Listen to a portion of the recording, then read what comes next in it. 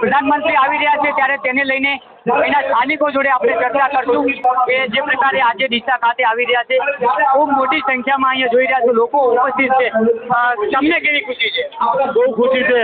અત્યારે કોઈ મેળામણ એટલો ઉમટી પડ્યો છે કે મોદી સાહેબે દેખવા અને મોદી સાહેબની ચાહના, મોદી સાહેબના વિકાસના કામ અને જે ખૂબ પડ્યું છે મેળામાં બહુ ઉમટી પડ્યો છે. મારી સાથે કવિરાજ જોડાય છે, શું કહેશો જે રીતે આજનો માહોલ છે? આજનો માહોલ તો એક ભગવામય માહોલ થઈ ગયો છે અને બનાસકાંઠાના લોકલાડીલા ઉમેદવાર રેખાબેન 5 લાખને પાર વિજય થવાના એ વિજય સંકલ્પ પાકો છે આજના દિવસે. બે મહિલાઓ વચ્ચે ટક્કર છે, બંને મહિલાઓ મજબૂત છે. બિલકુલ કોઈ ટક્કર દેખાતી જ નથી. ભાજપની જ વિન છે. એવું છે? પાકું સાહેબ. અને ગજ્જર સાહેબની બનાસ તક બહુ વિસ્તારના પ્રશ્નો પણ રજૂ કરે છે. બહુ સરસ ચેનલ છે, એમનું કામ પણ બહુ સારું છે. થેન્ક યુ, આભાર અમારી પ્રશંસા કરવા બદલ.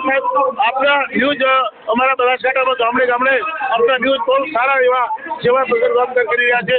ખૂબ ખૂબ થેન્ક યુ, આભાર. બનાસકાંઠા ન્યૂઝ નેટવર્કની તમે નિહાળો છો એટલા માટે અભિનંદન તમને, અને આભાર વ્યક્ત કરું છું કે મારી પ્રશંસા કરી.